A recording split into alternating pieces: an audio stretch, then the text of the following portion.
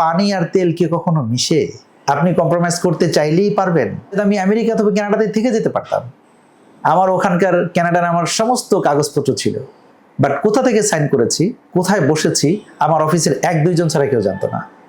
জনশ্রুতি আছে এরকম, আপনি যে প্রতিষ্ঠানে দায়িত্ব পালন করছেন, বলা যায় সফলতার সাথেই দায়িত্ব পালন করছেন, কিন্তু জনমনে একটা প্রশ্ন আছে যে যে পতিত পলাতক ফ্যাসিস্ট সরকার আপনাকে গুম, নির্যাতন বা হয়রানি করার পরে আপনি আর মুক্ত হলেন, আবার আপনি সেই প্রতিষ্ঠানে কিভাবে দীর্ঘ সময় এরকম একটা জায়গায়, উচ্চপদস্থ জায়গায় কাজ করার আপনি সুযোগ থাকলো? এটা কি কোনো আপোষ ছিল নাকি আপনার সাহসী কোনো পদক্ষেপ ছিল যে যা হওয়ার হবে?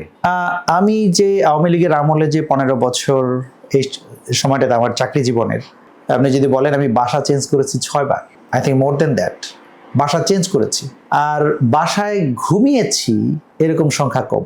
অফিস করেছি, literally I was in office, I signed every paper, but কোথা থেকে সাইন করেছি, কোথায় বসেছি, আমার অফিসের 1-2 জন ছাড়া কেউ জানতো না। সো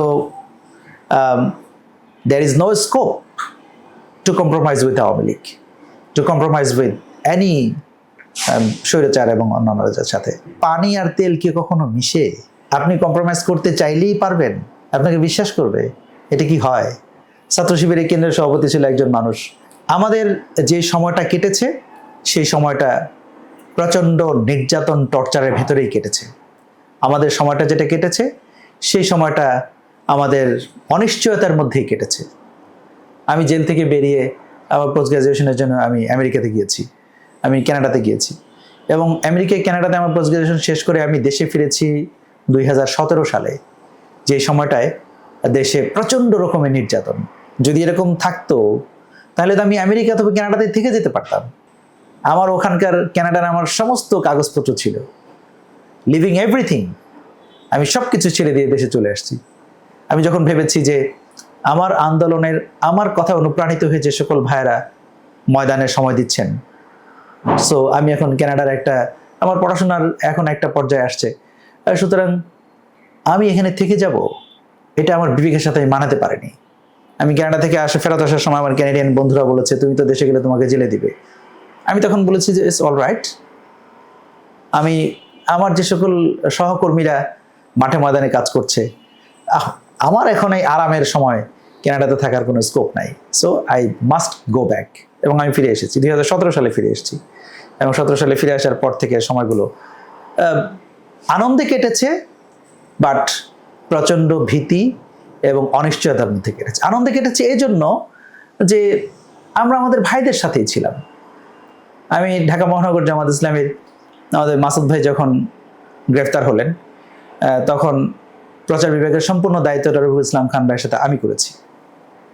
আমার আব্বা আইসিইউতে, সে সময় তখন প্রতিদিন কর্মসূচি দেওয়া হতো, এবং প্রতিদিন কর্মসূচির সমস্ত প্রেস রিলিজ আমি লিখে পাঠিয়ে দিতাম। তো রফিক ভাই বললেন যে একটু আসো। সেই সমস্ত জায়গাগুলো তো এখন ওইসব জায়গার সামনে দিয়ে গেলে, যেখানে আমরা থাকতাম, গা শিহরে উঠে। রফিক ভাই আমাকে বললেন যে আসো। আমি দৌড়ে চলে গেছি ল্যাপটপটার সাথে করে নিয়ে, আমার আব্বাকে আইসিইউতে রেখে। আমি সেখানে প্রেস রিলিজটা দিয়ে আব্বাকে বলেছি যে আব্বা আমার প্রেস রিলিজ দিয়ে আসতে হবে, আমি দিয়ে এক্ষুনি চলে আসবো। এবং প্রেস রিলিজটা লিখে রফিক ভাইকে দেখাইয়া তখন প্রেসটা রিলিজ করে দেন আমি ফেরত আসছি। তখন রফিক ভাই ভারপ্রাপ্ত সেক্রেটারি জেনারেল ছিলেন। মানে অবিভক্ত মহানগরী না, তখন তিনি অবিভক্ত মহানগরীর আমির, কিন্তু তখন ভারপ্রাপ্ত সেক্রেটারি জেনারেল ছিলেন। তখন তো মানে সবাই গ্রেফতার, সবাই অ্যারেস্টেড। তো আমরা খুব আরামের সময় কাটাইছি, এটা বলার কোনো সুযোগ নাই। এত কিছুর পরেও মানে জনমনে এটা একটা শ্রুতি আছে যে তাহলে এই প্রতিষ্ঠান সংখ্যা বাড়লো কিভাবে, থেমে গেল না? ইবনে সিনা ট্রাস্ট এইটা একটা স্বাস্থ্য সেবা প্রদানকারী একটি অরাজনৈতিক সংগঠন, এবং ইবনে সিনা ট্রাস্ট এই দেশের জাতি, ধর্ম, বর্ণ, রাজনীতি নির্বিশেষে সব মানুষের আস্থার প্রতীক। এজন্য এইখানে সমস্ত রাজনৈতিক দলের, সমস্ত মতাদর্শের মানুষরা অসুস্থ হলে এখানে এসে চিকিৎসা গ্রহণ করেন। এটাই চিকিৎসা প্রদান করার ফিলসফি, এবং সেই ফিলসফিতেই ইবনে সিনা ট্রাস্ট এত বছর কাজ করে আসছে।